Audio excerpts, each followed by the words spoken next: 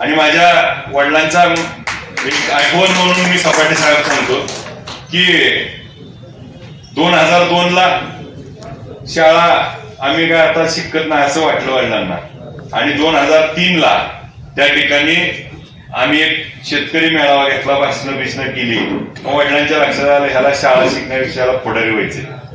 मग वडिलांनी आपल्या पालकांनी आपल्या पाठीशी कसं राहावं त्याचं एक उदाहरण सांगतो. मोठे दादा विजयसिंह मोहिते पाटील साहेब त्यावेळेस उपमुख्यमंत्री राहायचे. पार्क चौकामध्ये दादा कपडे घ्यायला आणि अशोक वागचौरे, अंकुश साहेब आणि वडील त्यांनी बघितलं आणि तिथं गेले.